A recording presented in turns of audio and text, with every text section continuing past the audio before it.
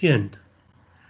Esto nos lleva, ¿no?, a evaluar que el 60% de la población aún es susceptible de infectarse.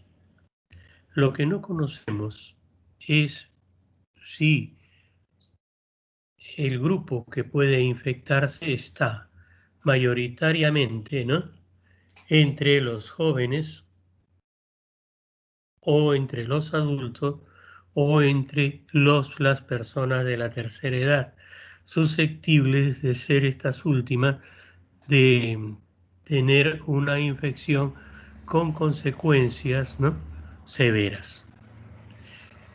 Sabemos que el COVID-19 aún en las infecciones que no son, ¿no?, severas, sino son leves o moderadas, puede dejar secuelas y daños en diferentes órganos. Entonces, en este momento, la posibilidad, ¿no?, de modificar las medidas de protección social como las que se han establecido, que son la mascarilla, el distanciamiento social y el lavado de manos frecuente o la desinfección de esta con alcohol o alcohol gel, deberán ser parte de nuestra vida, ¿no?, y parte de nuestra estructura, ¿no?, mental en los próximos meses aún. Esperemos que las cosas puedan ir mejorando y vamos a hablar en el transcurso de esta clase haciendo algunos comentarios sobre la actual epidemia. Es importante que nosotros sepamos que para tomar una decisión política debemos informarnos previamente de qué condiciones son las que nos rodean. Y cuando la decisión política tiene que ver con salud, es la epidemiología la que nos lleva, ¿no?, a mirar cuál puede ser el futuro en diferentes escenarios, si es que tomamos decisiones que logren, en todo caso, ¿no?, frenar la epidemia o hacerla desaparecer, finalizarla. Finalizar brotes de enfermedad es toda una tarea política, sustentadas las decisiones políticas en el conocimiento epidemiológico. Y hoy día vamos a hablar sobre vigilancia epidemiológica. Y lo primero que vamos a plantearles o vamos a mostrarles es que esta situación, ¿no?, no es nueva. Y acá hay un dato interesante, ¿no?, un relato. Dice que hace unos 20.000 años, en un tempestuoso atardecer, el hechicero Cromañón regresaba de un retiro de 3 días en el monte donde había estado recolectando hierbas mágicas, cuando le informaron que uno de los hombres había llegado enfermo luego de una larga jornada, seguro de su poder curativo. La ignorancia hace audaces a los médicos. Se recubrió con su vestimenta de venado y fue a verlo. Apartó el cuero que tapaba la entrada de la caverna y iluminó el enfermo con su antorcha. De inmediato dio un respingo, retrocedió espantado y ordenó levantar el campamento y huir hacia un incierto fin en medio de la noche. En la pustulosa cara del enfermo había reconocido la viruela o alguna peste similar de la época, cuya horrorosa imagen había recibido a través de los relatos sucesivos de su padre y de su abuelo, y sabía que la muerte era inevitable. Como ven ustedes, ¿no?, lo primero que observamos acá es el distanciamiento social. Distanciamiento social que muchas veces ha tenido que ver con el pánico. Y este ha sido siempre la primera humana reacción a las terribles pandemias. pánico, un miedo súbito extraordinario que oscurece la razón. Al pánico sigue la huida como consecuencia inevitable. En medio del pánico, sin embargo, siempre han existido hombres curiosos que han antepuesto la observación a su propio temor. A ellos, oscuros o famosos, debemos los avances experimentados en todo, ¿no? Pero en todas las pandemias, este error irracional ha hecho retroceder momentáneamente en algún punto a la medicina y a la humanidad, por detrás de logros y conocimientos ya establecidos. La segunda reacción en medio de la catástrofe es la búsqueda de una causalidad. Para el hombre primitivo y aún para el moderno hay simultáneamente una culpabilidad, de manera que la epidemia es siempre un castigo. Un momento, por favor.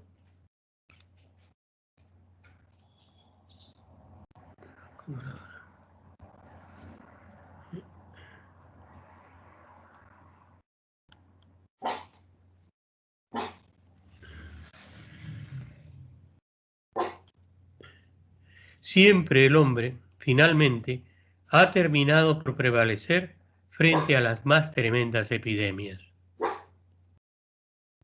La curva epidémica. Un histograma que muestra el curso de una epidemia de enfermedad trazando el número de casos según el tiempo de aparición. Caso primario. El individuo que introduce la enfermedad dentro de la familia o grupo de estudio, adquiriendo la enfermedad de la fuente de exposición original. No necesariamente es la primera persona diagnosticada. Estratificar. El proceso de separar una muestra en varias submuestras de acuerdo con criterios específicos como grupos por edad o género. Caso secundario. Caso por infección que ocurren después de la exposición al caso primario. Caso índice. El primer paciente, caso en una familia u otro grupo definido que llama la atención al investigador. Periodo de incubación. Un periodo de cambios patológicos, subclínicos o inaparentes. Después de la exposición, terminando con la aparición de los síntomas y de la enfermedad infecciosa. Valor extremo.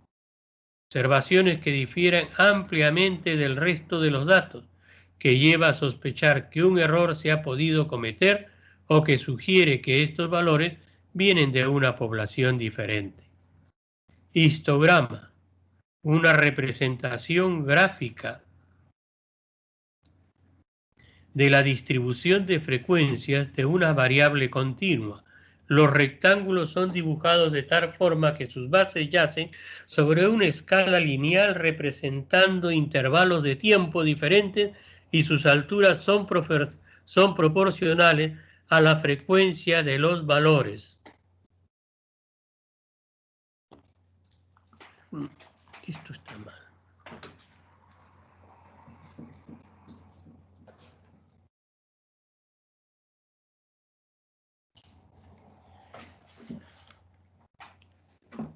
Un momento, por favor.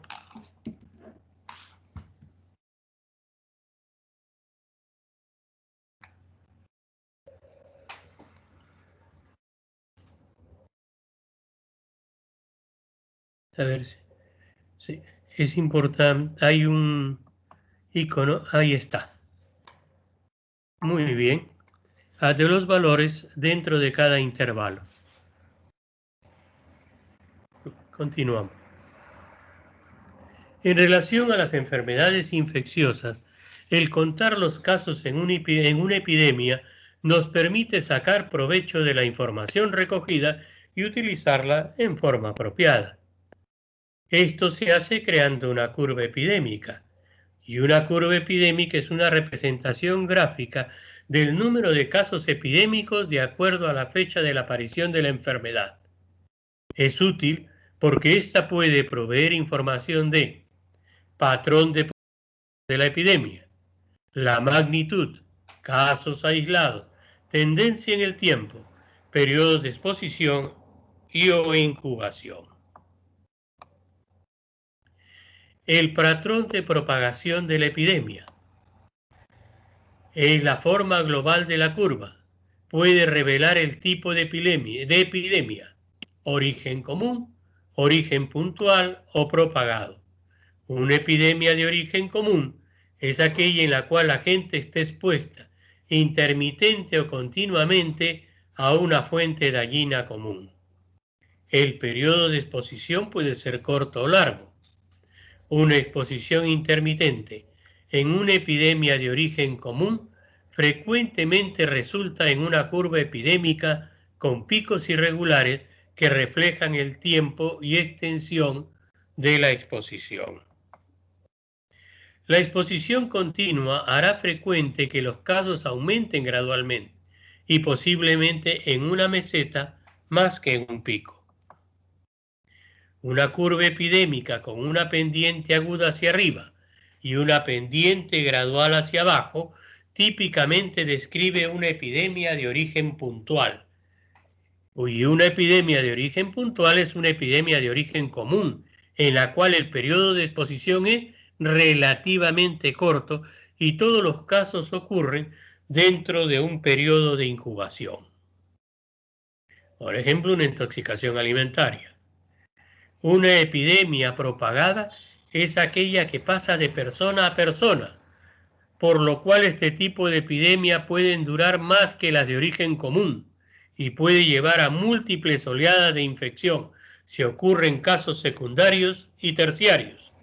La clásica curva epidémica propagada tiene una serie de picos progresivamente más altos, siendo cada uno un periodo de incubación aparte, pero en realidad la curva epidémica puede verse algo diferente. En este caso estamos frente a lo que a lo que estamos sufriendo como la pandemia actual. Y acá tenemos, varias curvas epidémicas. La número 4, quisiera que se fijen en ella, es aquella que tenemos, es aquella que correspondería a lo que sería nuestro COVID-19 en este momento, la pandemia de COVID-19. Entonces, si ven este tipo de curva, si bien no corresponde exactamente al desarrollo de COVID-19, si vamos a ver que existen varios picos probables y a esto se le está llamando oleadas. En este momento nuestra cero prevalencia es aparentemente de 40%. En aproximadamente 10 días o 2 semanas debemos tener los resultados finales de la encuesta de cero prevalencia para COVID-19 en la población de Perú.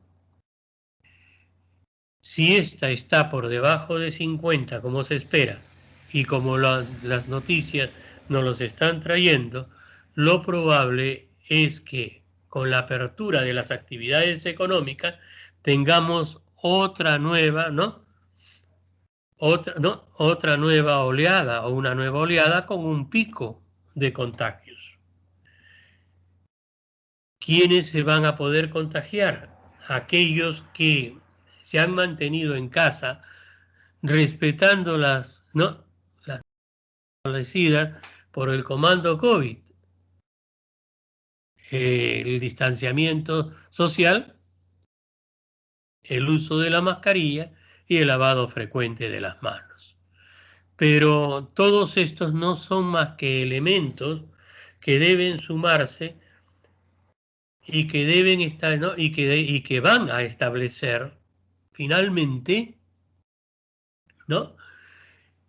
qué es lo que va a ocurrir. Lo que podemos hacer es aproximarnos a esto y decir que la nueva curva epidémica nos va a llevar a una nueva saturación también de los servicios de salud y de las unidades de cuidado intensivo. Si es que no respetamos estrictamente lo dispuesto por la norma sanitaria. Y aquí estamos hablando de que la magnitud epidémica que se manifiesta en las curvas epidémicas y que nos da una idea de la magnitud, del tamaño del problema. Se puede obtener información acerca de la magnitud de la epidemia entre subpoblaciones también. Y aquí tenemos que mirar cuántas personas podrían haberse contagiado dentro del grupo de estudiantes que salían poco porque estaban, ¿no?, estudiando, ¿no?, estaban realizando sus actividades en sus casas, en clases virtuales. Y los estudiantes de que hablamos son los estudiantes universitarios, los estudiantes de colegio. Ellos probablemente no se hayan infectado. ¿Qué va a pasar ahora, no? Si ellos empiezan por el verano a salir a la calle, ¿no? Ya no tienen virtuales, el periodo vacacional se viene y, como es lógico, siendo jóvenes quisieran jugar la pelota, reunirse con sus amigos, ¿no?, conversar sobre sus problemas, y esto puede llevar a un contagio o a un incremento de los contagios. Pero el problema no es cuando un joven se contagia, porque probablemente es asintomático o va a ser un enfermo leve. El problema es que llevan el contagio a casa y en casa está el abuelito o están los papás. Y ellos sí pueden sufrir, ¿no?, un cuadro más severo de COVID-19. Por lo tanto, ¿no?, se puede estratificar estas subpoblaciones separando la muestra en varias submuestras de acuerdo a criterios específicos, tales como género, edad, síntomas clínicos o ubicación geográfica. La tendencia en el tiempo de la epidemia.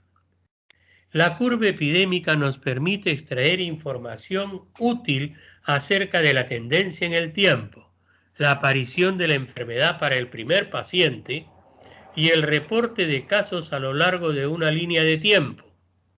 La epidemia alcanza su punto máximo y luego comienza a disminuir. Si esta disminución es constante y ningún otro paciente es reportado, de acuerdo a esta curva, la epidemia parece estar terminada. Casos aislados de la epidemia. Los pacientes casos al comienzo o final que no parecen estar relacionados con la epidemia son referenciados como casos aislados.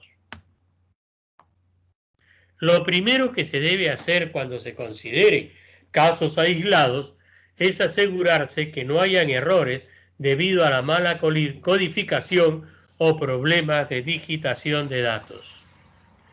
Asumiendo que no hay errores de este tipo, los casos aislados pueden proveer información importante.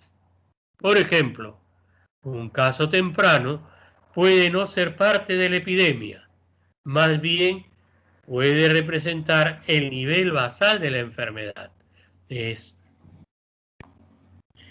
Puede representar también la fuente de la epidemia, ¿no?, y en este caso como un manipulador de comida enferma, o puede ser un caso expuesto antes que los otros. También puede representar la fuente de la epidemia. Un caso tardío puede no ser parte de la epidemia, pero alternativamente un caso tardío puede representar a un individuo que tuvo un periodo de incubación largo, que fue expuesto más tarde que los demás o que fue un caso secundario, adquirió la enfermedad de un caso primario. Periodo de exposición y periodo de incubación de la epidemia. Si el tiempo de la supuesta exposición es conocido, las curvas epidémicas pueden ser usadas para estimar el periodo de incubación de la enfermedad, y esto puede facilitar la identificación del agente causal. El periodo entre el tiempo de exposición conocido o hipotético y el pico de la curva epidémica representa la mediana hipotética del periodo de incubación. En epidemias de origen común que involucran enfermedades con periodos de incubación conocidos, las curvas epidémicas pueden ayudar a determinar el periodo probable de exposición. Esto puede hacerse ubicando el periodo de incubación promedio para el organismo y desde el caso pico contar hacia atrás el tiempo promedio del periodo de incubación. Para determinar el periodo de incubación mínimo de la epidemia en cuestión, se cuenta hacia atrás el tiempo del periodo de incubación mínimo del organismo a partir del primer caso de la curva epidémica. Idealmente, los periodos de incubación mínimo y promedio deben estar cerca y el tiempo entre ellos representará el periodo de exposición probable, ya que esta técnica no es precisa y es recomendable ampliar el periodo de exposición identificando en un 10 a 20% en ambos sentidos para no perder una exposición potencial. Las exposiciones potenciales durante este marco de tiempo pueden ser investigadas con la esperanza de encontrar la fuente de la epidemia. Y ahora tenemos acá, ¿no? Algo interesante porque es lo que se colocó en el prólogo, ¿no?, de los protocolos para la vigilancia epidemiológica de la Dirección General de Epidemiología del Ministerio de Salud, firmado en el 2006 por la doctora Pilar Macetti, que actualmente es la ministra de Salud. La vigilancia epidemiológica ha demostrado en las últimas décadas ser una herramienta más importante con que cuenta la salud pública, que nos permite tener un conocimiento actualizado del estado de salud de la población, permitiendo identificar precozmente los brotes o epidemias para su oportuna intervención y control. Asimismo, conocer la tendencia de las enfermedades sujetas a vigilancia epidemiológica, su evolución mediante la observación de la curva epidémica, las regiones geográficas comprometidas y los grupos poblacionales que tienen las mayores tasas de incidencia, no solo nos brinda las evidencias científicas necesarias a quienes tenemos la responsabilidad de tomar decisiones en la gestión sanitaria, sino también nos permite evaluar los resultados de sus intervenciones e inversiones en el que el sector salud realiza en la prevención y el control de las enfermedades. Como ven ustedes, la importancia de la vigilancia epidemiológica, ¿no?, es crucial para lograr tener la información necesaria que permita al político tomar una decisión.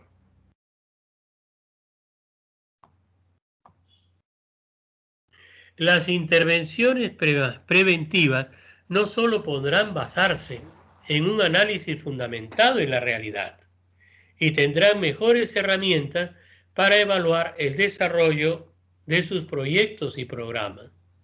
Y los sistemas de vigilancia epidemiológica responden a interrogantes tales como a quiénes afectan los problemas de salud pública, en qué circunstancias, bajo qué condiciones y en qué momentos ocurren, cuáles factores se asocian con su ocurrencia, a fin de obtener información útil para quienes trabajan en control, atención y prevención de los problemas específicos de salud, mejorando su reconocimiento, análisis y toma de decisiones.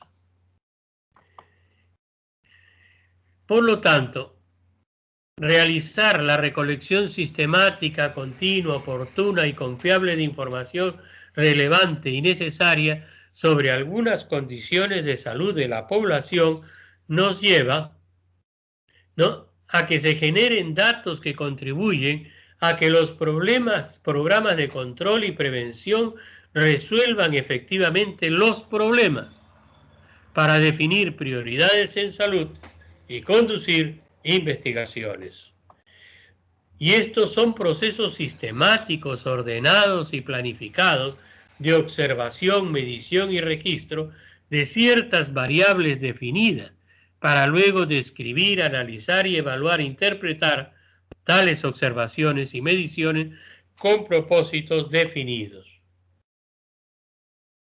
La conformación entonces de sistemas de información bajo criterios claramente establecidos como sistema de vigilancia epidemiológica son una propuesta para solucionar estos vacíos de información.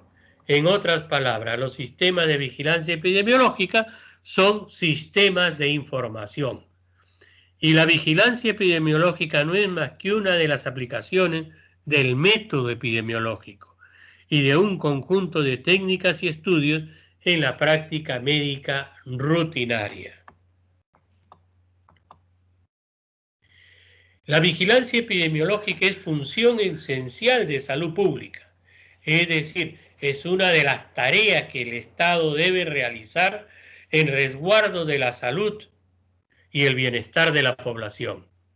Es el conjunto de actividades que permite reunir la información indispensable para conocer en todo momento la conducta o historia natural de la enfermedad, detectar o prever cualquier cambio que pueda ocurrir por alteraciones en los factores condicionantes con el fin de recomendar oportunamente, sobre bases firmes, las medidas indicadas, eficientes, que lleven a la prevención y control de la enfermedad.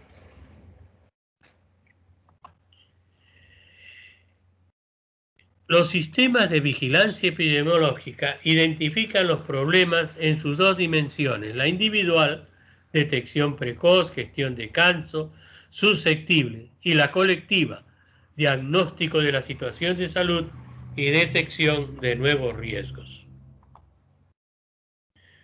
El término vigilancia epidemiológica ha sustituido, completando y modificando el término más clásico de inteligencia epidemiológica desde la década de los 70. Antes de la década de los 70, las actividades de vigilancia epidemiológica estaban conocidas como sistema o como inteligencia epidemiológica. La vigilancia epidemiológica constituye el subsistema de información del sistema de información, decisión, control de las enfermedades específicas, que sirve de base para hacer recomendaciones, para evaluar las medidas de control y para realizar la planificación. Es decir, el enfoque en este caso es sistémico. Las actividades necesarias para la vigilancia: recolección sistemática de datos pertinentes, consolidación, evaluación e interpretación de los datos, recomendación de las medidas adecuadas que hay que tomar, pronta distribución de la información y de las recomendaciones a los órganos competentes, en especial a los que deben decidir y actuar. La concepción de la vigilancia epidemiológica se acompaña de las dimensiones estratégicas y tácticas. La vigilancia estratégica en el largo plazo, o más que en el largo plazo, en proyección, se centra en la observación continuada a mediano y largo plazo, y estas son tendencias de los objetivos, propósitos y directrices para incrementar la salud de la población en sus plazos inmediatos y mediatos.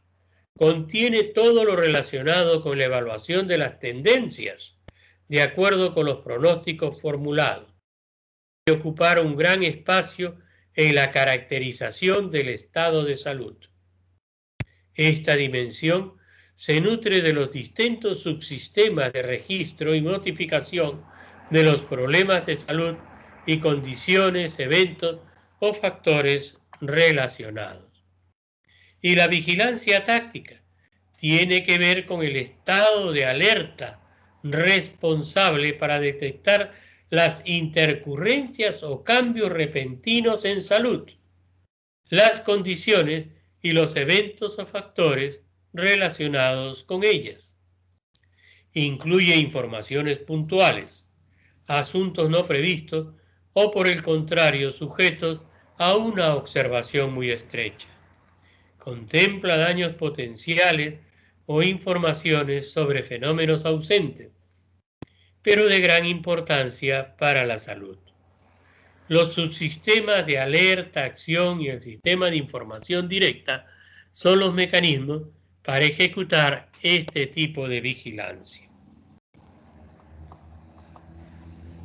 Los tipos de sistemas de vigilancia epidemiológica. Hay una vigilancia pasiva, es decir, esperamos que nos llegue la información a través de los canales usuales, aquella en que el especialista no ejecuta personalmente la acción para obtener la información. Esta se obtiene directamente de los registros ya establecidos. Las fuentes más comunes donde se encuentran estos datos son los anuarios estadísticos, anuario de estadísticas vitales, historias clínicas, informes de consultas externas, registro de enfermedades de notificación obligatoria, sistemas de información directa, certificados de defunción, protocolos de necropsia y de medicina legal. La vigilancia activa es aquella que hacemos directamente cuando el especialista la ejecuta. La búsqueda de la información específica objeto de esta vigilancia, independientemente del que el enfermo o la persona acuda al servicio y se anote o registre el dato rutinariamente.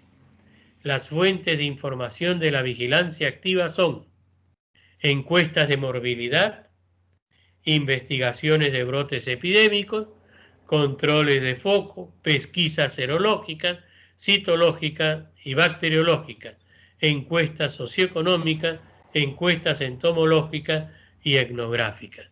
Actualmente para el COVID-19 estamos trabajando una vigilancia activa.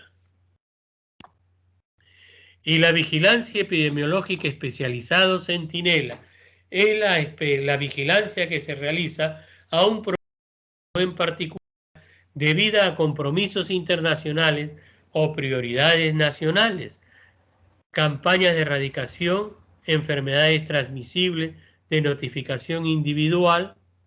Este tipo de vigilancia puede utilizar elementos de vigilancia pasiva y activa y se caracteriza por una rápida detección, inmediata acción y prevención específica.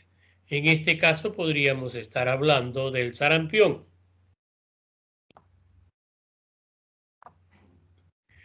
Los problemas de salud donde se aplican sistemas de vigilancia especializada son los siguientes: en las enfermedades de transmisión digestiva, shigalosis, salmonelosis, cólera. En las enfermedades prevenibles por vacuna, como ya se les mencionaba en la diapositiva anterior, sarampión, pero también podemos mencionar rubiola, parotiditis, poliomielitis. En las enfermedades transmitidas por contacto directo, meningoencefalitis, meningocócica y bacteriana. En las enfermedades no transmisibles, hipertensión arterial, enfermedades nutricionales y metabólicas. En otros eventos de salud materno, infantil y ambiental, detección y control de brotes de epidemias, detección de sucesos nuevos o desconocidos no esperados, anticipando situaciones emergentes, determinación de la causa natural de la enfermedad, y acá hay que evaluar incidencia, prevalencia geográfica y estacional de las enfermedades. Permite evaluar las medidas de control y acciones de promoción y prevención. Detección y monitoreo de cambios y tendencias futuras de los agentes patógenos. Detección de cambios en la práctica médico-sanitaria. Desarrollar aspectos epidemiológicos que ayuden a controlar, prevenir y erradicar enfermedades. Ayuda a la planificación y administración de salud pública. Contribuye a la investigación. Todos los subsistemas del sistema de vigilancia epidemiológica deben individualmente responder a las siguientes interrogantes. ¿Qué? Definir el objeto de vigilancia. ¿Cómo? Actividades que se deben realizar para cumplir el objetivo. ¿Quién? Personal que participa. ¿Dónde? Lugar donde se va a ejecutar la actividad. ¿Cómo es? Procedimiento a utilizar, normas que se establecen. ¿Cuándo? Frecuencia con que se mide la actividad, la periodicidad de recogida de datos y análisis. ¿Cuál? Producto de salida que se desea y el resultado esperado. ¿Cuáles son los atributos de un sistema de vigilancia? Sensibilidad. Representa la capacidad para detectar correctamente los casos que tienen una enfermedad dada o un factor de riesgo determinado. Un sistema es más sensible mientras mayor sea el número de casos verdaderos que detecte, así como por su capacidad de detectar epidemias.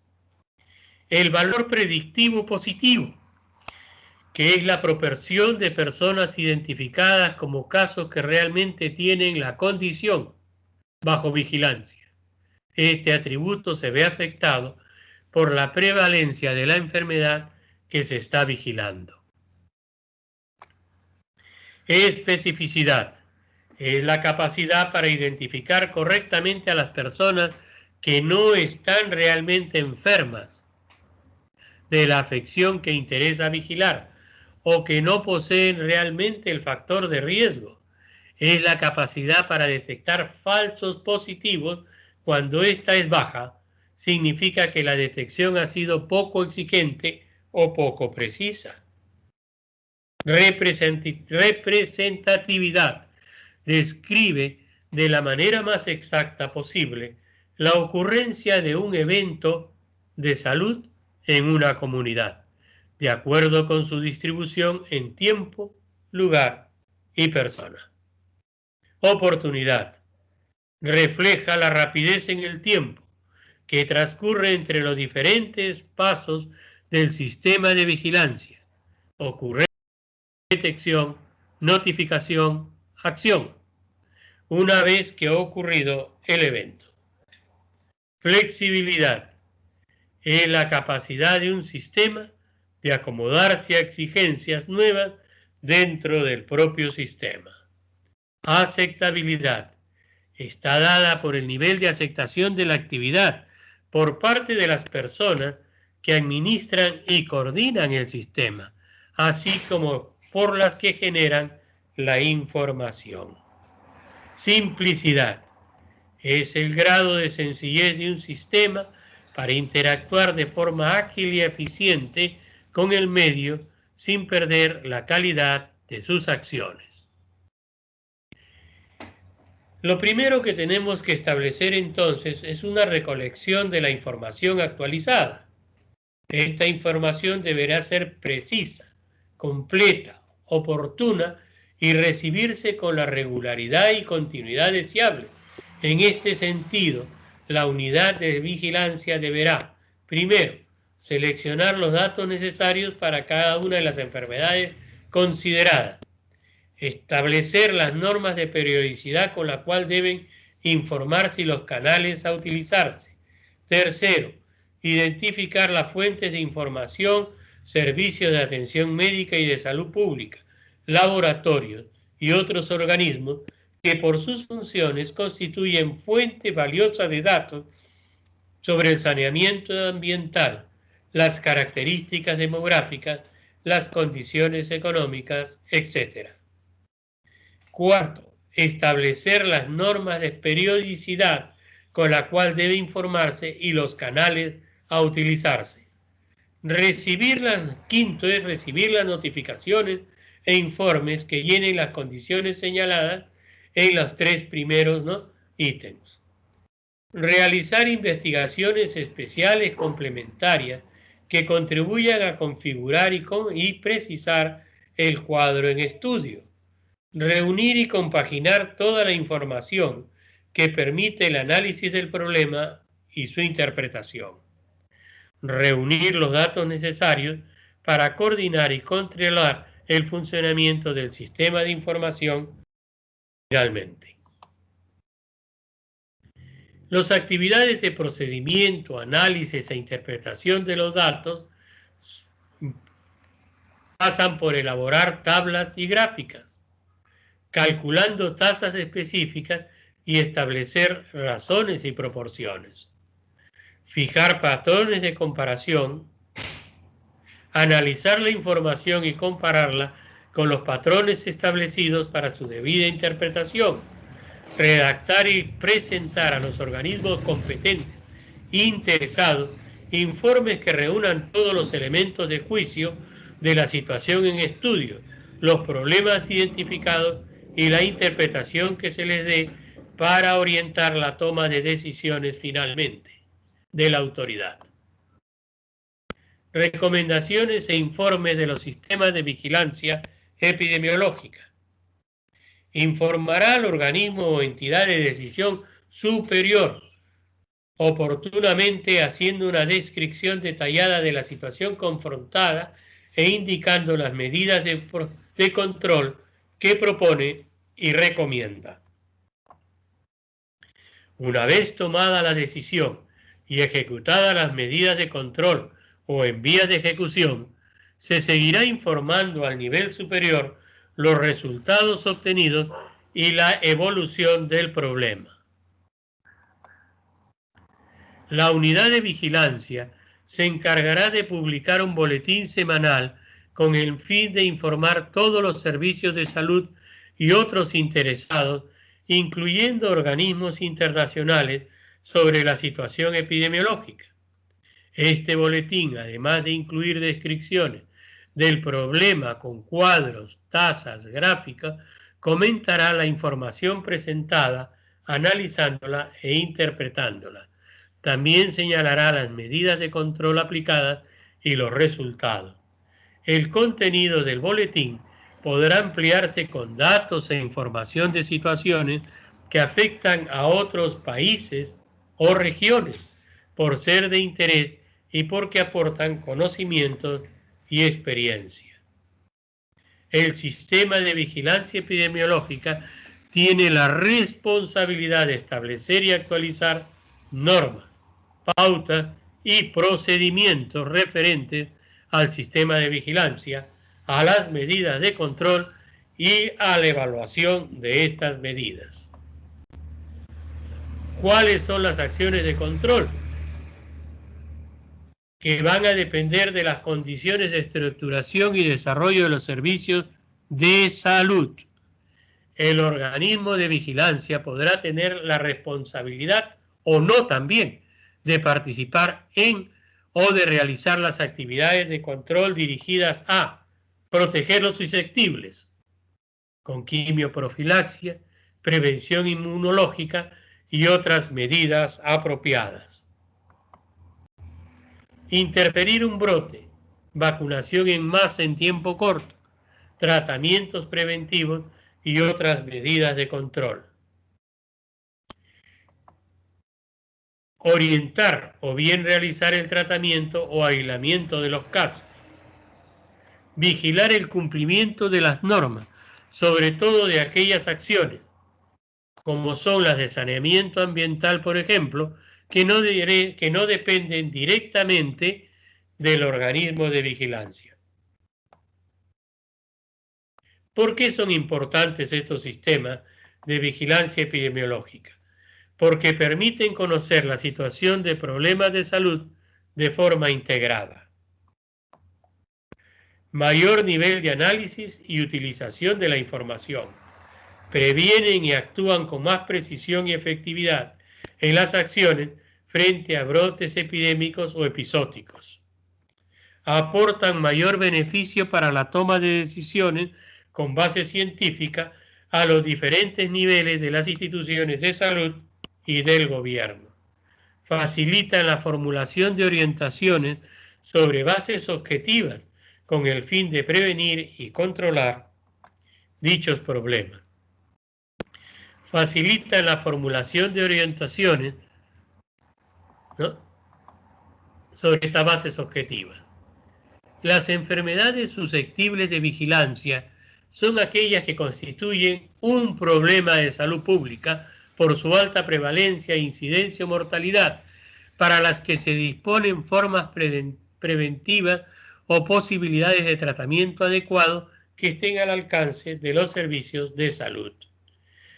Para determinar qué enfermedad o suceso es susceptible de vigilancia, debe tenerse en cuenta aquellos que constituyen un verdadero problema de salud en el territorio o al nivel que se determine por las autoridades correspondientes de acuerdo con parámetros que definen su comportamiento, como son: magnitud, expresada en indicadores de morbilidad y mortalidad; trascendencia, discapacidad y daño de vida potencialmente perdidos; vulnerabilidad, posibilidades de prevención y tratamiento exitoso al alcance de los servicios de salud; eventos que determinan la creación de un sistema de vigilancia; enfermedades que ya han sido erradicadas, viruela, paludismo, fiebre amarilla; enfermedades que se encuentran dentro de programas de erradicación, poliomielitis, dengue, rubiola,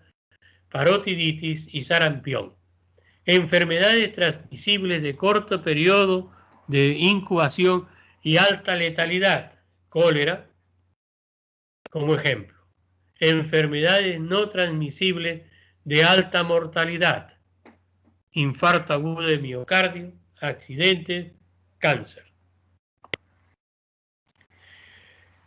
Factores de riesgo y condiciones de vida. Aquí el ejemplo es hipertensión arterial, hábito de fumar, enfermedades desconocidas, ¿no?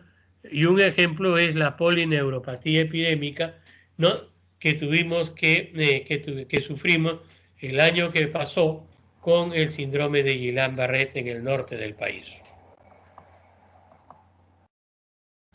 La presencia de sustancias tóxicas en el ambiente que puede afectar la salud.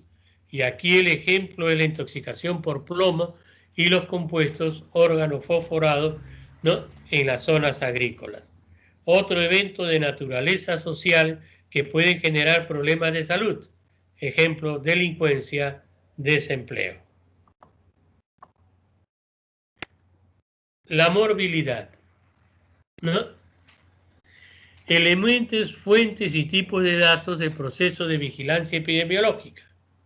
Para la morbilidad, como ven ustedes, acá tenemos una serie de datos.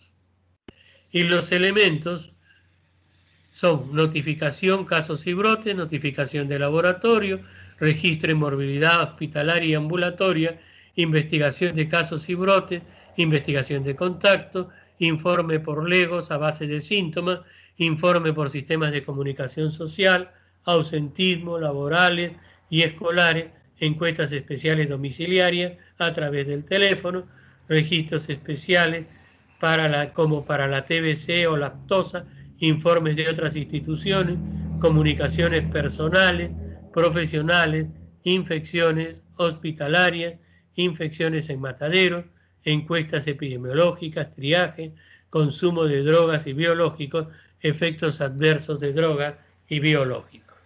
Fuentes de donde tenemos todo esto: de los servicios de atención médica locales y regionales, laboratorios públicos y privados, médicos en ejercicio, servicios de epidemiología locales, regionales y centrales, servicios especializados como TBC, Chagas, ¿no?, servicios de salud animal, las instituciones como centros educacionales, fábricas, líderes de la comunidad, periódicos, radio, televisión, casas productoras y distribuidoras de fármacos, ¿no?, y farmacias.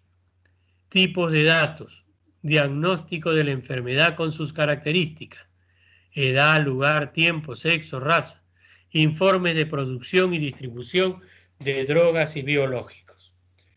Estos serían los tipos de datos que deberíamos recoger. Como ven ustedes, aquí tenemos los elementos, las fuentes y los tipos de datos. Para la mortalidad también tenemos un cuadro semejante. Un poco menos denso, ¿no? Y los elementos son las estadísticas rutinarias de mortalidad, los informes de mortalidad, los informes de anatomía patológica, revisión de informes de certificados de defunción, de enfermedades seleccionadas o de muertes por todas las causas o causas seleccionadas en grupos especiales, registro de las muertes de los animales, encuestas de cementerios y registro de defunción. Fuente: servicios de estadística vital, registro de mortalidad en unidades sanitarias o su equivalente, laboratorios especializados, servicios de salud animal, incluyendo mataderos. Tipos de datos: mortalidad general, mortalidad específica por causa, edad y lugar de ocurrencia, mortalidad infantil, mortalidad de 1 a 4 años. Con respecto a la mortalidad, ¿no? Tenemos que ver con claridad que una cosa son los informes, en el caso del COVID-19, los informes directamente emitidos por los centros de atención de salud, y otra es el exceso de mortalidad observado al establecer las estadísticas del Sistema Nacional, ¿no?, de Estadísticas Vitales. Y lógicamente que habiendo un incremento y una brecha mayor, ¿no?, muy grande entre lo que es el sistema de información, ¿no?, de los centros de salud y el incremento de mortalidad, se ha tenido que hacer una investigación para determinar el número real de muertos a raíz de COVID-19, que no corresponde exactamente a las estadísticas del Ministerio de Salud, ¿no?, de la Seguridad Social y de las actividades privadas, ¿no?, y de las instituciones privadas. También tenemos que ver la estructura demográfica. ¿Qué elementos tenemos? Nacimientos, defunciones, censos, muestreos, movimientos de población. Fuentes: Instituto Nacional de Estadística, Oficina de Estadística del Sector Salud y de Salud Animal, estimaciones de poblaciones, muestreos, encuestas especiales. Tipos de datos: distribución de población por edad y sexo, distribución urbana y rural, poblaciones locales, cuadros de migraciones, crecimiento de la población, fertilidad y densidad de la población. Un momento, por favor.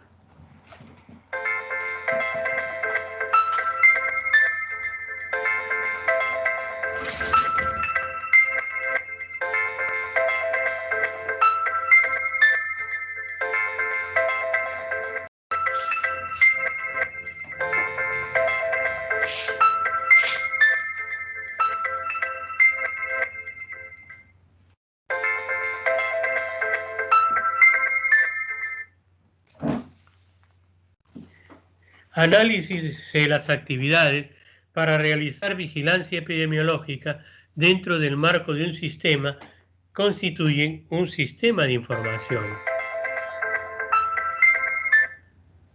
Primero, la detección del fenómeno y generación de los datos. Segundo, elaboración de los datos.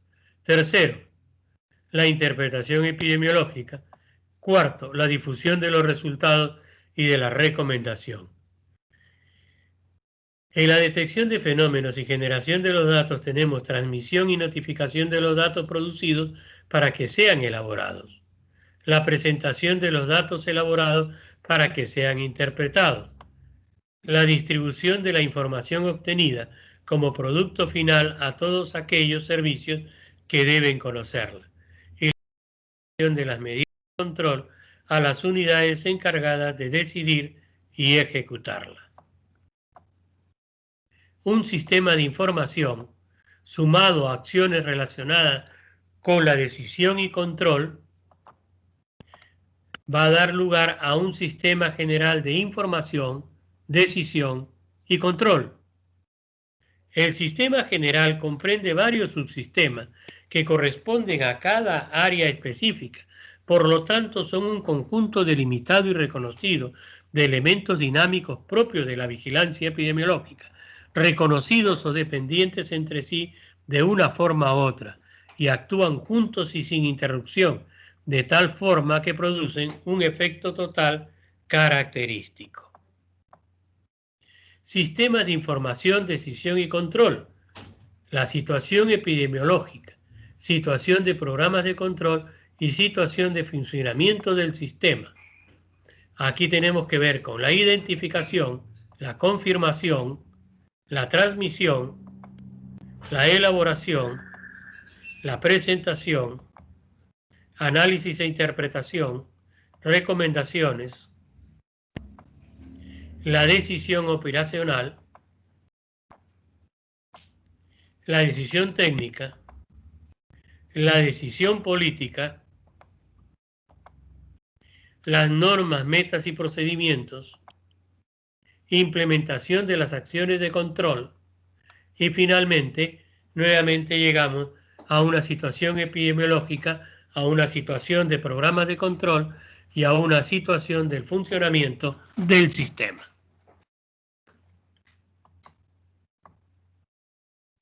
Y acá tenemos entonces la información en el lado izquierdo, en el lado central la decisión y finalmente en el lado izquierdo el control.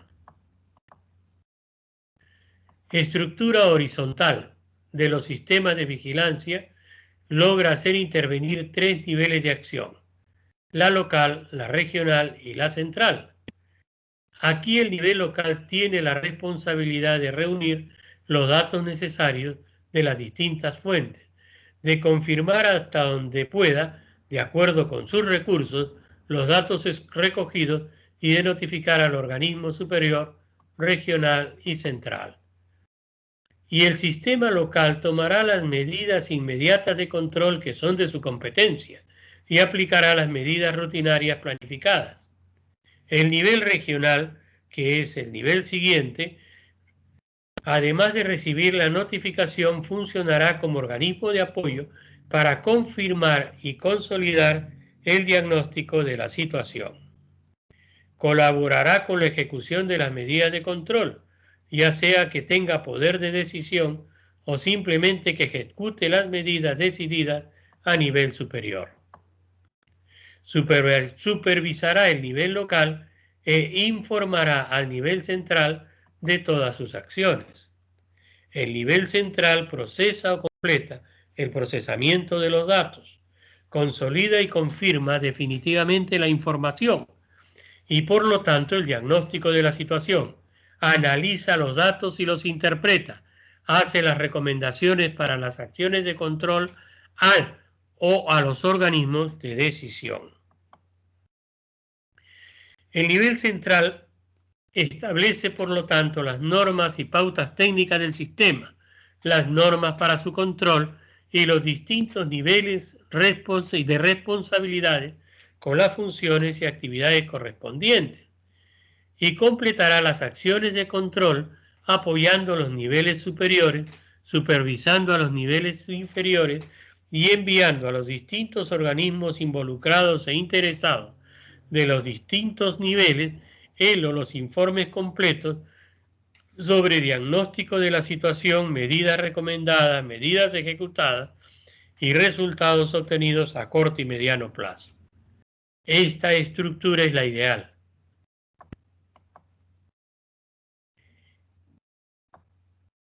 Esto acá aparece, ¿no? Las actividades de la vigilancia epidemiológica en una estructura horizontal. Como ven ustedes, hay, ¿no?, un diagnóstico de situación epidemiológica, acciones de salud, infraestructura. Se tienen que recolectar datos. mediante un sistema de información en salud, mediante vigilancia, sistemas de información sobre cómo están las acciones de salud, sistemas de información sobre infraestructura. Luego, esta información va a ir para obtener recomendaciones en los niveles de decisión. Y hay una serie de ejecución de actividades de salud y programa, un control de funcionamiento y ejecución de actividades, utilización, administración y funcionamiento de los sistemas de información, y nuevamente todo el sistema se retroalimenta. La estructura vertical no es la más recomendable. Aquí tenemos nosotros un nivel central y un nivel local también. El nivel local tiene siempre responsabilidades de reunir los datos necesarios de las distintas fuentes, de confirmar hasta donde pueda, de acuerdo con sus recursos, los datos recogidos y de notificar al organismo superior, regional y central. Tomará el nivel central las medidas de su competencia y aplicará las medidas rutinarias planificadas, y se comunica con el nivel central y recibe de éste las órdenes e indicaciones necesarias para sus acciones. El nivel central tiene toda la responsabilidad normativa y de supervisión, su participación en la confirmación y consolidación de los hechos con cómo es el diagnóstico de la situación. Su intervención en la aplicación de las medidas de control es más activa y directa, y por lo tanto domina de más cerca y más completamente el problema, ya que le corresponde la decisión técnica y operacional. Este nivel central, ¿no? Podríamos nosotros compararlo en este momento con el comando COVID, donde las acciones a nivel nacional se han centralizado, ¿no?, en el llamado comando COVID, y las decisiones se toman en el más alto nivel político. Conviene hacer hincapié sobre el hecho de que el sistema de vigilancia implica una cadena continua de actividades que repercuten una sobre otra. En un sistema operacional eficiente no puede ni debe haber interrupciones en la cadena. La información genera, por lo tanto, medidas de control. Se modifican las condiciones epidemiológicas, se modifican los factores determinantes. En estos factores determinantes, ¿no?, podemos nosotros cambiar cambiar las exposiciones, como en el caso de las disposiciones sanitarias que, ¿no?, con respecto al COVID, se producen resultados, se generan nuevos datos, se genera nueva información, y nuevamente la información va a generar medidas de control o relajación de las medidas de control. Las actividades de vigilancia epidemiológica en una estructura vertical la tenemos acá. Como ven ustedes, es mucho más simple que en una estructura horizontal, ¿no? En el nivel local se recogen datos, se notifica, se ejecutan acciones rutinarias de control, esto se transmite al nivel central, quien va a tomar las decisiones luego de recibir la información, de consolidarla, de recoger información adicional, de realizar investigaciones especiales, de analizar e interpretar los datos, establecer el diagnóstico de la situación, hacer recomendaciones para el control, ¿no?, elaborar las normas, pautas y procedimientos técnicos del sistema, y supervisa el nivel local y todas las acciones de vigilancia y elabora los informes. Todo esto pasa al nivel de decisión superior y nuevamente el sistema se retroalimenta. La información también llega a otras entidades para que se tomen las decisiones que fueran convenientes. Sí. Sí. Control del funcionamiento del sistema de vigilancia epidemiológica. Los datos básicos sobre características generales de la población y el medio ambiente. Lo que tenemos que ver es la oportunidad de estos datos. Sí, diga. Hola, sí, diga. Bueno, la oportunidad de estos datos si llegan a tiempo. La actualización de estos datos si están al día. La disponibilidad de los datos si están a mano en el momento de necesitarlo. Los datos básicos sobre las características generales de la población y el medio ambiente.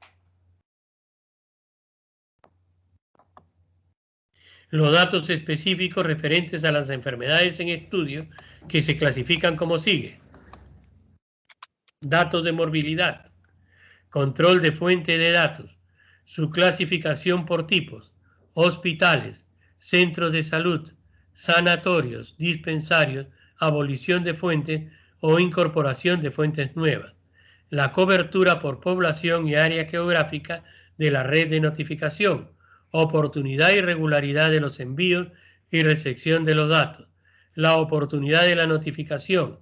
Intervalo entre las fechas de comienzo de la enfermedad, de conocimiento del caso y de notificación. La calidad de notificación, que contenga todos los datos requeridos, porcentaje de casos sospechosos, identificados y confirmados por laboratorio y otro mecanismo. Y los datos de mortalidad, porcentaje de muertes con certificación médica, oportunidad de la notificación de las muertes a los servicios de estadística vital, calidad de esta notificación, oportunidad y regularidad de los informes del servicio de estadística o la unidad de vigilancia, y datos de laboratorio, frecuencia, oportunidad, calidad y regularidad de las muestras que el laboratorio recibe, oportunidad y regularidad de ejecución de las pruebas, oportunidad y regularidad y rapidez de los informes de laboratorio, calidad de los resultados de laboratorio. Control del funcionamiento del sistema de vigilancia epidemiológica. Aquí tenemos otros datos. Control de la disponibilidad de vacunas, control de distribución, transporte y periodicidad de distribución, control de la refrigeración a los distintos niveles para asegurar la buena comunicación. Y el control de elaboración de informes, que viene con oportunidad y regularidad de la redacción de informes destinados a todos los niveles del sistema de vigilancia u otros organismos involucrados o interesados. Regularidad del envío de informes y recomendaciones al organismo de decisión superior. Oportunidad y regularidad de actualización de normas y pautas para el funcionamiento del sistema de vigilancia. Oportunidad y regularidad de actualización de normas y pautas para el control de las enfermedades. La evaluación de actividades de control de las enfermedades tiene que ver con indicadores de evaluación internamente relacionados con las clases de actividades involucradas, como casos estudiados, total de casos específicos notificados, casos examinados por laboratorio, casos con diagnóstico clínico o epidemiológico, y número de casos nuevos confirmados por el laboratorio, número de casos examinados. La actividad de búsqueda de casos tiene que ver con población examinada y población total, población examinada y población más expuesta al riesgo, casos nuevos identificados, población total o población examinada, contactos examinados o contactos registrados, casos nuevos encontrados en contacto y total de contactos examinados, casos nuevos encontrados en contacto y total de casos nuevos en sintomáticos, total de casos nuevos en grupos especiales, total de casos nuevos, número de contactos identificados por cada caso índice, número de portadores sobre total de examinados y número de muestras examinadas sobre total de población del área. Todo esto lo estamos viendo nosotros en este momento, ¿no? Como los informes durante el COVID-19. Aquí tenemos que establecer algo que llamamos el modelo SIR. El modelo SIR nos sirve para el pronóstico de cómo va a ser la pandemia o cómo va a ser la epidemia en el transcurso, ¿no? En el transcurso del tiempo. Este modelo fue hecho, ¿no?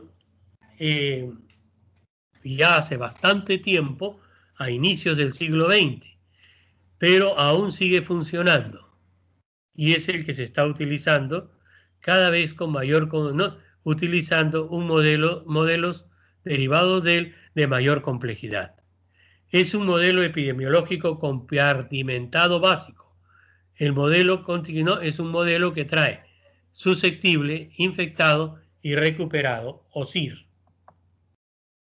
S, I y R representan los tres compartimentos. En este modelo relativamente sencillo, ideado para describir las epidemias, los individuos empiezan como susceptibles a un agente patógeno determinado y se infectan. Van pasando a los otros dos compartimentos.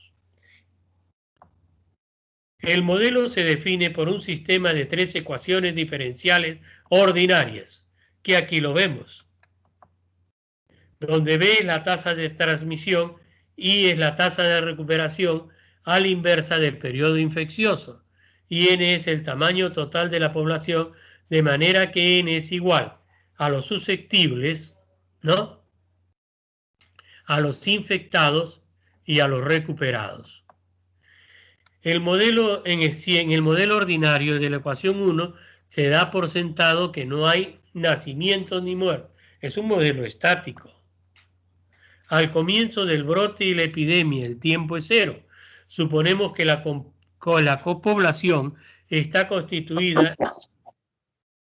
totalmente por individuos susceptibles y un solo individuo infeccioso. Al comienzo del brote o epidemia tiempo cero, suponemos, ¿no?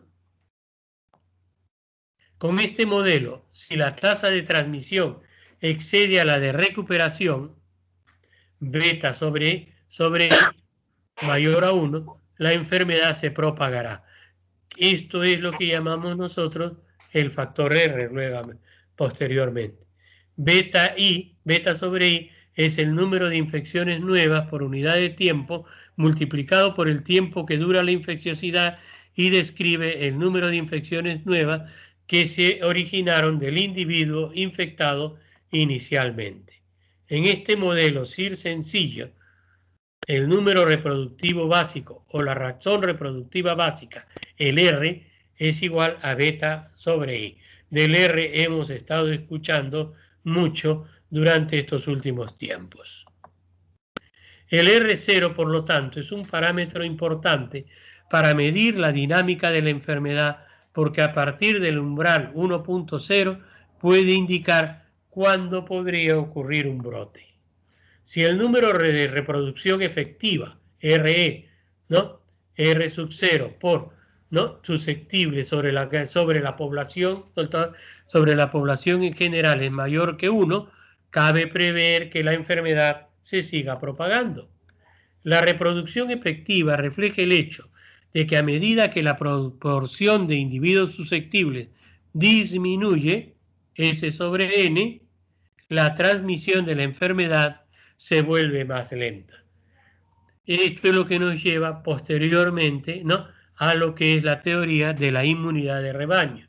En este momento, S sobre N parece ser una, ¿no?, 0.4, es decir, el 40% de nuestra población podría ser, el 60% de nuestra población, perdón, o sea, 0.6 sería S sobre N, el 60% de nuestra población podría ser susceptible si es que los datos iniciales, ¿no?, que se han estado dando sobre la prevalencia de infectados en la actual pandemia son ciertos. Los epidemiólogos suelen considerar que el número reproductivo básico es uno de los parámetros decisivos para determinar si una epidemia es susceptible de control. El objetivo de toda respuesta de salud pública durante una pandemia consiste en aminorar o detener la propagación del virus mediante estrategias de mitigación que, primero, disminuyan el R, mediante el cambio de tasa de transmisión, por ejemplo, cerrando las escuelas o las universidades, o de la duración de la infecciosidad. Aquí tendríamos el manejo uso de antivíricos que no han dado resultado en la actual pandemia. Entonces tenemos sí disminución de la tasa de transmisión con medidas como el aislamiento social y la cuarentena. Disminuyen, ¿no? El R, la reproducción efectiva, reduciendo el número de individuos susceptibles. Por ejemplo, ¿cómo? Mediante la vacunación, que es lo que se proyecta para poder salir del estado epidémico. Los especialistas en modelización pueden modificar el modelo SIR, agregando o quitando compartimentos. Vamos a ver cómo este modelo SIR ha ido o ha empezado a ser ha sido modificado de tal manera que actualmente nosotros lo que tenemos es un modelo SEIR. Si la enfermedad tiene un periodo de latencia prolongado por comparación con el periodo infeccioso, también podría agregarse otros compartimientos como una clase de expuestos, lo que daría origen a un modelo SEIR que se usa con frecuencia para la gripe. Al irse haciendo más modificaciones al modelo base, los modelos compartimentados pueden volverse complejos en poco tiempo.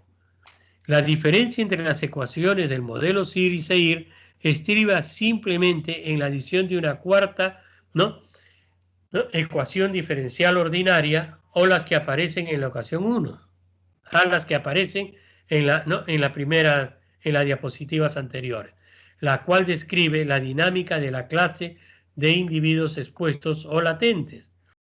Esta ecuación diferencia otro parámetro B, que presenta la velocidad con que los individuos pasan de la clase latente a la clase infectada. Interesa señalar que B es inversamente proporcional al periodo latente de enfermedad. Esto es, B es pequeña para una enfermedad con un periodo latente prolongado. El modelo que se elige determina la dinámica pronosticada de la enfermedad aun cuando se use el mismo número reproductivo básico. Esto ejemplifica la necesidad de conocer los compartimentos que se usan, el tiempo que transcurre en cada compartimento y si cada uno de estos compartimentos es pertinente para la enfermedad en cuestión. La dinámica según el modelo SIR es muy diferente a la del modelo SEIR. La epidemia pronosticada por el modelo SIR llega más pronto a su punto máximo y tiene una incidencia máxima más alta y una duración más breve que la epidemia pronosticada por el modelo SEIR, que se prolonga en el tiempo. Además de simular poblaciones más realistas, los especialistas en modelización pueden hacer más complejos estos modelos dinámicos.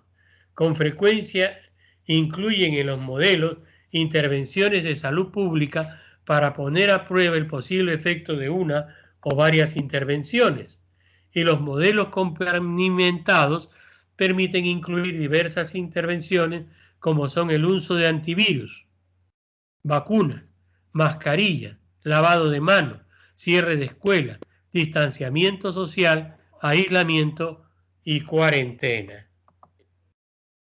Cada una de estas intervenciones requiere la ecuación de las ecuaciones diferenciales ordinarias, que a veces son muchas, para incorporar nuevos compartimentos y parámetros. Muchos modelos compartimentados también permiten incluir varias cepas del virus. Cualquiera de las modificaciones antedichas cambiará la dinámica pronosticada de la enfermedad. Como ven ustedes, ¿no? Todo lo que estamos hablando en este momento tiene una alta relación con las situaciones que estamos viviendo. ¿Y corredor endémico qué es?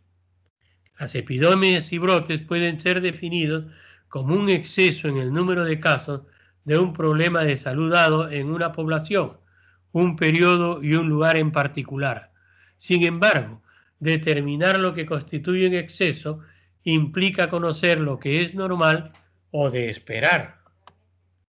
La elaboración de canales o corredores endémicos permite definir los valores de casos esperados y de esta forma evidenciar de forma gráfica la aparición de un número mayor de casos. Existen múltiples métodos para determinar el intervalo de confianza. Una de ellas es mediante la determinación de la media geométrica de las tasas históricas y su intervalo de confianza. Estos métodos consisten en colocar una medida central y un recorrido de fluctuación normal de la incidencia para cada uno de los meses a partir de una serie de casos notificados en un periodo de 5 a 7 años. Todos estos métodos pueden considerarse modelos matemáticos, más o menos complejos, por medio de los cuales se pretende diagnosticar o pronosticar a partir de 5 o 7 cifras el número de casos que cabría esperar para ese periodo del año, con un recorrido superior y uno inferior. El más sencillo consiste en representar gráficamente el número máximo y mínimo de casos notificados cada mes, generando así una banda epidémica con un área inferior de seguridad y una superior o epidémica. Factores que deben tenerse en cuenta antes de elaborar un corredor epidémico. Las poblaciones, la serie de años que van a incluirse y los intervalos de tiempo determinarán el grado de precisión de los corredores epidémicos. En enfermedades de baja incidencia en poblaciones pequeñas o con intervalos de tiempo cortos, el papel que desempeña el azar se hace más prominente. La inestabilidad o dispersión de los casos notificados en los años previos condiciona notablemente la posibilidad de realizar predicciones. A mayor nivel de desagregación de la información, menor será la precisión de la predicción. Otra posibilidad para enfermedades endémicas de baja incidencia es la realización de corredores acumulativos. Se trata de corredores endémicos en los cuales no se utiliza la incidencia semanal, sino que en su lugar el gráfico se construye a partir de la incidencia acumulada. Los criterios de selección de las entidades patológicas tienen que ver con la selección de una enfermedad para realizar un corredor endémico. Habrá que tener presente que se trata de una enfermedad endémica, cuyo periodo de incubación sea breve y su evolución aguda.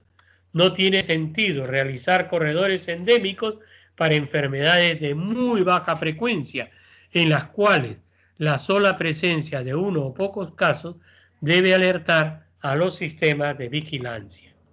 En las enfermedades de evolución crónica, la evolución de nuevos casos en un breve periodo de tiempo no tendrá en general mayor significación para la vigilancia epidemiológica y seguramente será la consecuencia de cambios o de la intensificación de los métodos diagnósticos o tamizaje o simplemente del azar. La agrupación de entidades patológicas es el otro criterio. Cuando la incidencia lo permita, será útil realizar corredores independientes para cada enfermedad y sus subgrupos, por ejemplo, diarreas, por grupos de edad o por agentes etiológicos. En poblaciones pequeñas se podrían mantener agrupadas las entidades con forma de transmisión similares, vigilando el comportamiento de un microorganismo o de una enfermedad, sino el de una vía de transmisión. Con respecto a las poblaciones, mantener la información y los corredores endémicos desagregados por pequeñas áreas geográficas favorecerá la posibilidad de detectar pequeños brotes locales que diluirían en cifras acumuladas de zonas más amplias. Este nivel de desagregación deberá equilibrarse con el aumento de la imprecisión de los resultados. En ciertas circunstancias, es justamente la vigilancia en poblaciones más grandes y su consiguiente aumento de precisión, lo que permite detectar un brote. Es posible que en varias áreas se genere un número de casos mayor que la media, pero sin ingresar en la zona de alarma, mientras que sobre el corredor endémico de la localidad más pequeña, este ligero incremento en los niveles locales resulte en un ascenso notable. Debe tenerse en consideración los cambios que se observan en el número de habitantes de una población con el transcurso de los años. Siempre que sea posible, se deberá de disponer de cifras de población que permitan realizar corredores utilizando tasas de incidencia. La longitud de las series a intervalos de tiempo. Habitualmente los corredores se construyen con series de casos de 5 a 7 años. Es lícito presuponer que al aumentar el número de años mejorará el modelo de predicción, pero deberá tenerse en cuenta que si se analizan series muy largas, es probable que tanto las condiciones que mantienen la endemia como los criterios diagnósticos y los mecanismos de notificación y registro hayan cambiado. Si se considera una serie de 15 años, las condiciones de hace 15 años difícilmente podrán compararse con las condiciones actuales. Este tipo de cambio también deberá tenerse en cuenta cuando se considera un periodo de pocos años. Si acaban de realizarse mejoras sustanciales en una red de desagüe de una localidad, por ejemplo, la incidencia de enfermedades de transmisión fecal-oral debería ser menor que la pronosticada por el corredor endémico. En relación a los intervalos de tiempo, siempre sería deseable realizar corredores por semanas epidemiológicas, pero ante incidencias básicas habrán de utilizarse periodos mayores, 2 a 4 semanas, lo cual tenderá a estabilizar las fluctuaciones debidas al azar.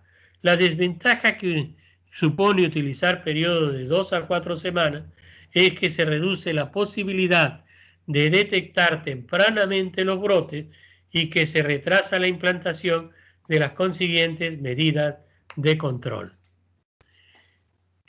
Bien, ¿habría algunas preguntas, por favor?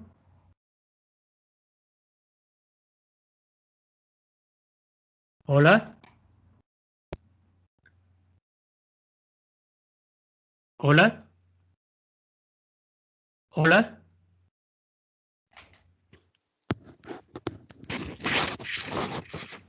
Doctor, buenos días. Le habla el doctor Aliaga. Con gusto, doctor. ¿Cómo está? Bueno, bien. Señores alumnos, buenos días. ¿Hay alguna pregunta? El doctor ha terminado su exposición. Delegada. Sí, doctor, ¿me escuchan? ¿Me escuchan? Sí, claro que sí, correctamente. Ningún compañero levantó la mano, por lo que estoy viendo, y no han escrito mensajes tampoco. Ya, entonces no hay ninguna pregunta. Hay algo que tengo que decirles. He estado controlando la asistencia y he estado tomando asistencia a todos los alumnos. Y me llama la atención de que hay algunos que recién entran al final. Bueno, en todo caso, ya la asistencia está tomada. Doctor, Sí, disculpe, diga. ¿podría considerar a la alumna Mera Niyamo, ya que por su casa ha habido un corte de luz y también me envió las capturas de que solamente estaba con datos y su celular ya estaba en 10%, entonces ya sería... Mire, eso del celular 10%, eso yo no tengo ninguna, digamos, no es ninguna justificación. Uno tiene que cargar su celular si no tiene computadora para el día de la clase. Eso es inadmisible. Doctor, bueno. Delegada. Yes. Sí, escucho. Estoy hablando con la delegada, no sé quién interrumpe. Doctor, Sí. soy la alumna que está justificado con la delegada. He Bueno, podido ingresar, pero se me está cortando bueno, la señal. señorita, uno tiene que entrar a la clase, tiene que estar preparado para la clase. Si no tiene computadora o lo que sea, el celular debe estar totalmente cargado. Porque si no, estamos en qué situación? Pues no hay responsabilidad. Otra cosa más, he estado viendo la asistencia y definitivamente hay personas que parece que no les interesa la clase y si no les interesa, de repente tampoco les interesa desaprobar, ¿no? Entonces, estoy siendo claro y preciso en mis palabras. Estoy controlando estrictamente, no ahorita. Estoy controlando 30% y estoy controlando que el 30% de inasistencias no tiene derecho a nada. Es como si no hubiese llevado el curso, está desaprobado. No es como, está desaprobado. Tendrá que volverlo a llevar el próximo semestre. Bueno, ¿alguna otra pregunta? Sí, doctor. ¿Usted cree que podría enviarme el Excel de las asistencias para que No, los no, alumnos... no. Yo lo voy a tener hasta el final. Eso está documentado. No puedo enviarle los Excel, señorita. Estoy documentando todos los Excel de las asistencias. Eso lo van a tener ustedes al final. ¿Qué otra cosa Doctor, más hay? ¿Otra pregunta? ¿Sí? ¿doctor, puedo hacer una pregunta? Relacionado a la exposición. Ah, ya, bueno. Ya. Claro. Ya.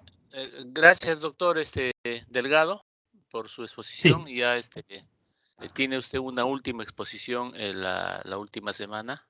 Le rogaría que me envíe a su PPT con tiempo, por favor. sí, sí.